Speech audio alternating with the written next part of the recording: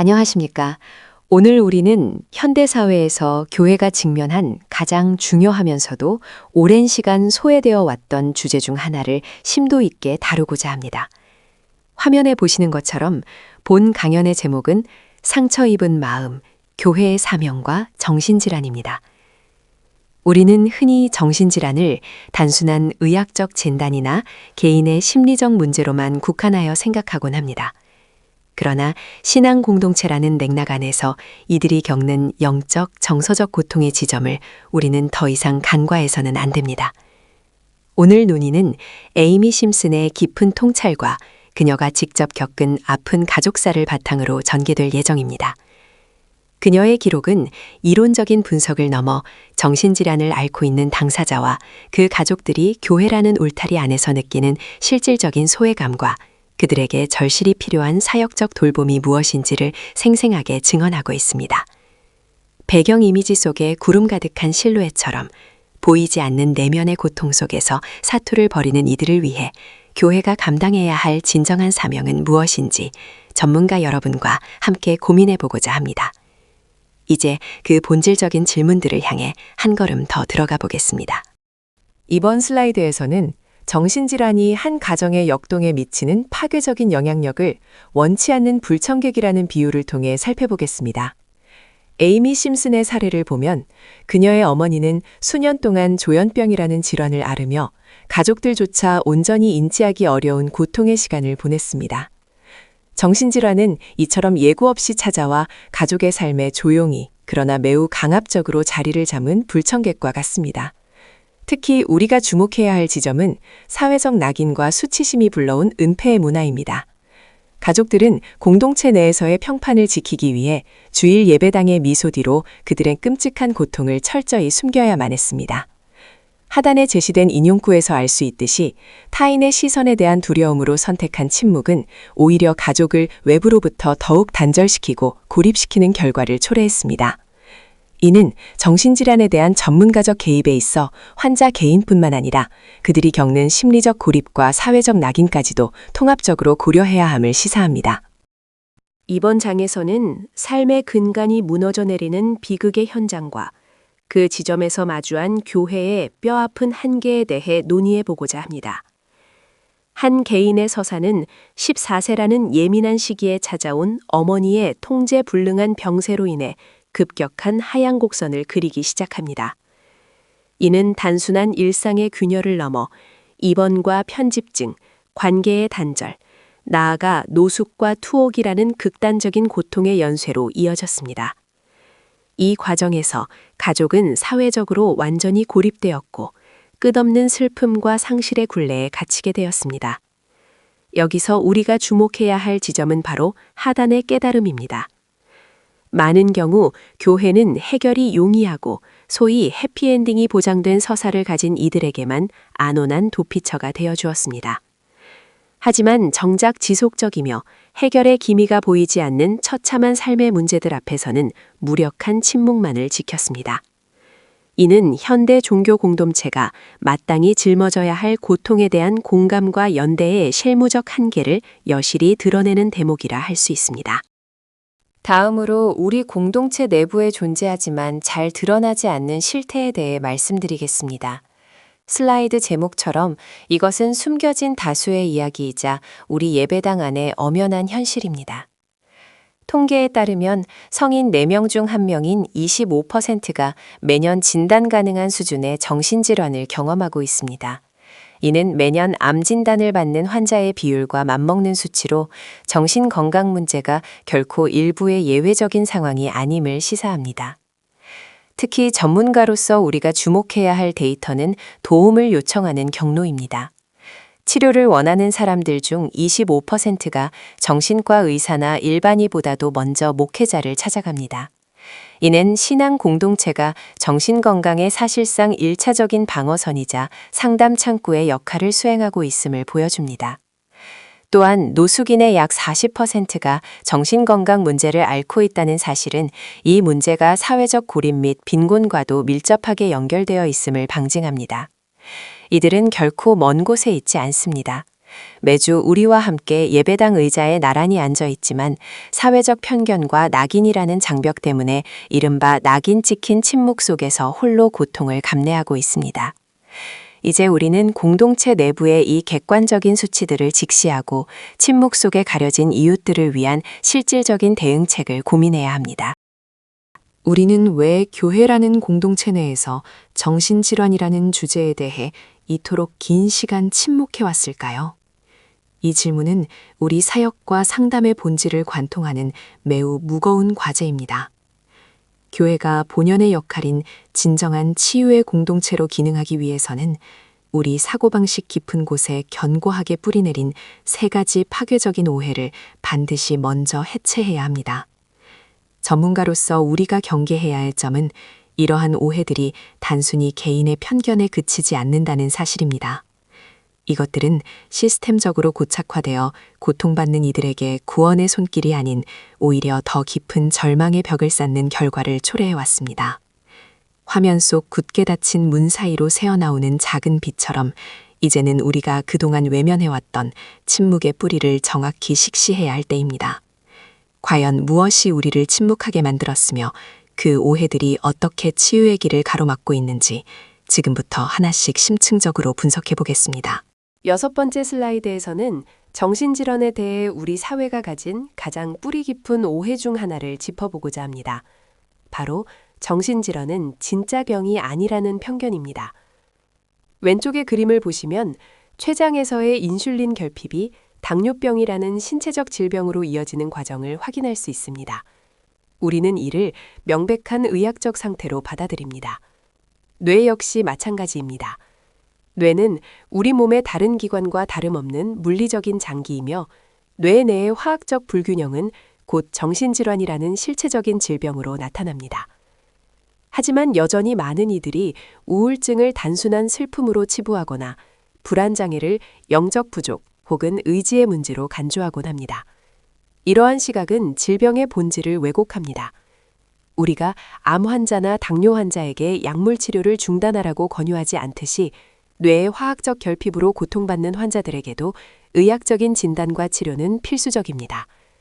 정신질환에서의 약물 치료는 당뇨 환자에게 투여되는 인슐린과 같이 환자의 생존과 삶의 질을 결정짓는 필수적인 의학적 조치입니다. 정신질환이 감정적 호소나 의지력이 아닌 장기의 기능적 이상에서 비롯된 실제하는 질병임을 인지하는 것이 치료의 첫걸음입니다.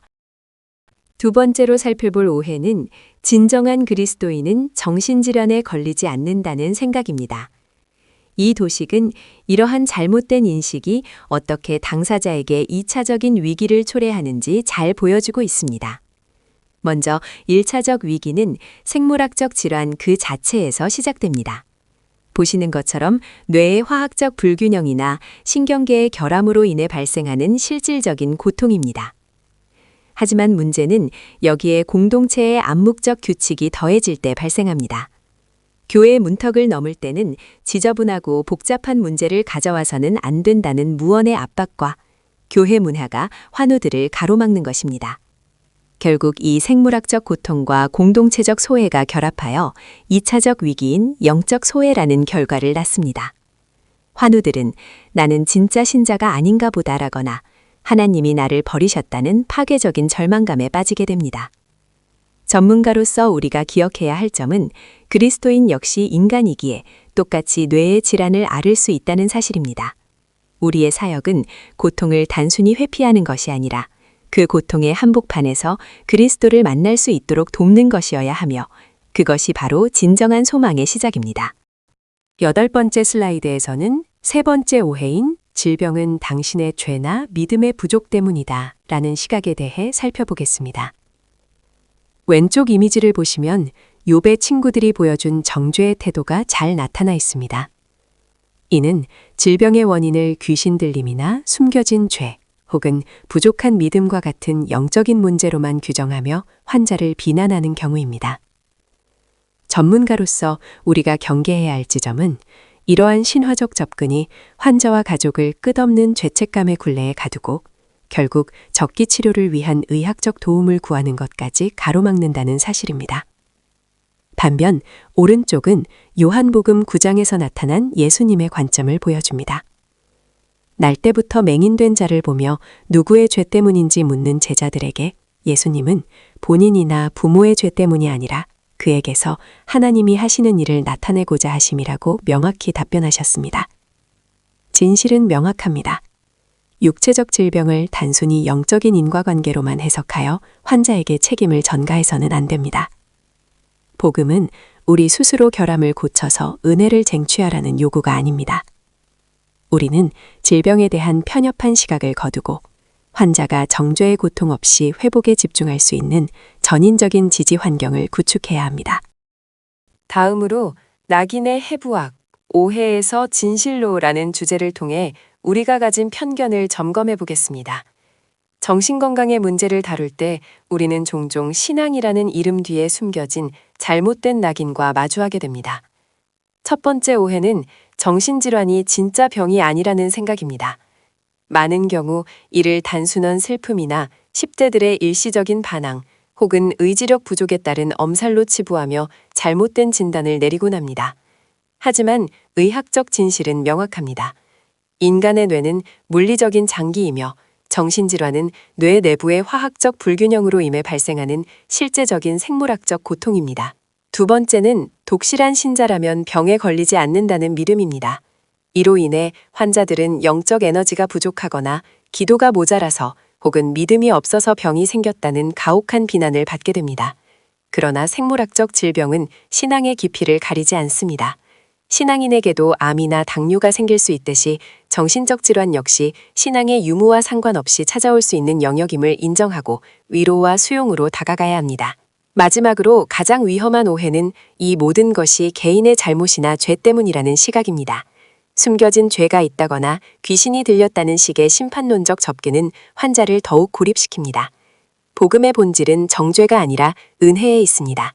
정신적 질병은 개인의 죄에 대한 직접적인 결과가 아니라 우리가 살아가는 이 타락한 세상이 마주한 안타까운 현실 중 하나입니다.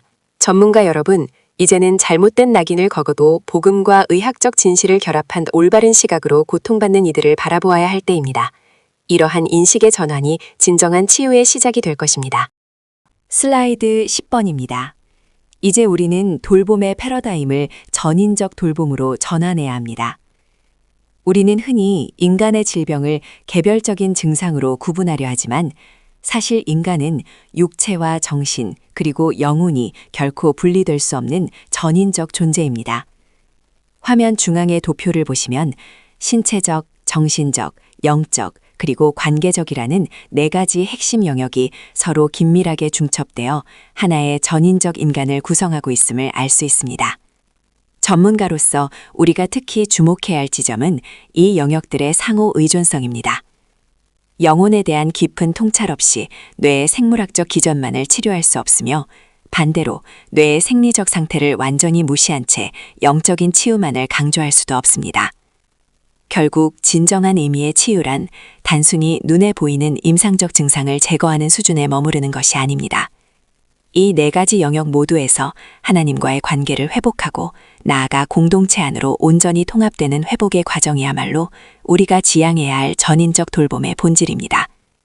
이러한 통합적 관점이 뒷받침될 때 비로소 대상자의 삶을 온전하게 변화시키는 깊이 있는 개입이 가능해질 것입니다. 실천의 첫 번째 단계는 바로 강단에서부터 침묵을 깨는 것입니다. 이는 정신건강 문제를 공론화하여 비정상적인 낙인을 제거하는 정상화 과정의 시작입니다.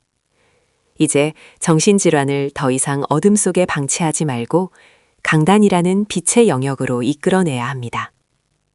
구체적인 방법으로 먼저 설교와 기도 시간에 변화를 주십시오. 설교 중에 자연스럽게 정신건강의 중요성을 언급하고 특히 목회 기도 시간에는 우울증, 조현병, 불안장애와 같은 구체적인 병명을 명시하여 기도해 주시기 바랍니다. 이렇게 질환을 구체적으로 언급하는 것만으로도 고통받는 성도들은 자신의 아픔이 교회 공동체 안에서 공식적으로 인정받고 있다는 깊은 안도감과 위로를 얻게 됩니다. 다음으로는 간증의 공유가 활발해질 수 있는 안전한 공동체 문화를 조성해야 합니다. 정신적인 고통을 딛고 회복의 과정을 겪은 성도들이 자신의 경험을 부정적인 시선에 대한 두려움 없이 나눌 수 있는 환경을 만드는 것이 중요합니다. 우리가 강단에서 더 많이 이야기하고 이를 어둠 밖으로 끌어낼수록 우리 공동체 안에는 더 깊은 이해와 긍휼한 마음이 샘솟게 될 것입니다. 침묵을 깨는 목회적 결단이 곧 치유와 회복의 시작임을 기억해 주시기 바랍니다. 다음으로 살펴볼 두 번째 실천 방안은 이른바 캐서롤 반응입니다. 여기서 캐서롤은 아픈 이웃을 위해 이웃들이 준비하는 따뜻한 식사를 상징합니다. 화면의 좌측 상단에는 골절된 다리가, 우측에는 우리 정신을 관장하는 뇌의 이미지가 있습니다. 우리는 보통 누군가 다리가 부러지거나 암에 걸렸을 때 주저없이 도움의 손길을 내밀지만 조현병이나 중증 우울증과 같은 정신질환 앞에서는 어떻게 반응해야 할지 몰라 망설이곤 합니다. 하지만 전문가로서 우리가 지향해야 할 핵심은 정신질환을 육체적 질환과 정확히 동일한 선상에서 대우하는 것입니다. 성도가 정신적인 고통으로 입원하거나 치료를 받을 때 우리는 암 환자나 교통사고 환자에게 베풀었던 것과 똑같은 수준의 실질적인 사랑을 실천해야 합니다. 구체적인 방법으로는 따뜻한 식사를 직접 챙겨다 주거나 돌봄이 필요한 자녀를 대신 봐주는 일, 그리고 병원 통원 시 차량 운행을 지원하는 등의 실무적인 봉사가 포함됩니다. 이러한 정기적인 신방과 위로를 통해 정신질환이 결코 고립되어 견뎌야 할 문제가 아니라 공동체가 함께 책임지고 돌봐야 할 영역임을 명확히 인식시켜야 합니다. 세 번째 실천 과제는 위탁이 아닌 동역입니다. 전문가 여러분께서도 공감하시겠지만 정신건강의 회복은 어느 한 분야의 노력만으로는 완성되기 어렵습니다. 화면에서 보시는 이중돌봄 동역 모델은 임상적 치료와 영적 돌봄이 어떻게 유기적으로 연결되어야 하는지를 명확히 보여줍니다. 먼저 임상적 치료 측면입니다. 정신과 전문의나 치료사의 개입이 필요한 심각한 질환에 대해서는 목회자가 직접 상담을 해결하려 하기보다 전문 의료진에게 안전하게 의뢰하는 것이 최우선입니다. 이는 환자의 안전과 정확한 치료를 위한 전문가적 판단입니다. 하지만 여기서 중요한 원칙은 영적 돌봄의 지속성입니다. 성도를 병원에 보냈다고 해서 교회나 목회자의 역할이 끝나는 것이 아니며 영적 돌봄을 외부 기관에 완전히 외주주는 방식으로 생각해서는 안 됩니다. 교회는 치료의 전 과정 내내 환자와 그 가족을 정서적, 영적으로 지탱하는 필수적인 사회적 지지망으로서 그 자리를 지켜야 합니다. 결국 지속적인 협력과 상호 지원이라는 선순환 구조를 통해 임상적 전문성과 공동체의 영적 지지가 결합될 때 비로소 환자의 전인적인 회복이 가능해집니다. 교회와 의료 현장이 각자의 전문성을 존중하며 긴밀히 협력하는 동역의 자세가 무엇보다 중요합니다. 다음은 실천 네 번째 단계인 교회를 위한 WARM 사용 모델에 대해 구체적으로 살펴보겠습니다. 이 모델은 교회가 정신건강 사역을 어떠한 방향으로 전개해야 하는지 4가지 핵심 요소를 통해 제시하고 있습니다. 먼저 첫 번째 요소인 W는 welcoming, 즉 환영하는 태도입니다. 정신적 어려움을 겪는 이들을 판단하거나 정죄하지 않고 있는 모습 그대로를 공동체의 일원으로 적극 수용하는 포용적 문화가 그 시작입니다. 두 번째 A는 accessible, 접근 가능성입니다. 교회라는 공간이 누구에게나 열려있는 안전한 피난처가 되어야 하며 신앙적 가치관을 바탕으로 한 실질적인 지원 그룹을 운영하여 심리적 문턱을 낮추는 노력이 필요합니다. 세 번째 R은 responsive, 즉각적인 반응입니다.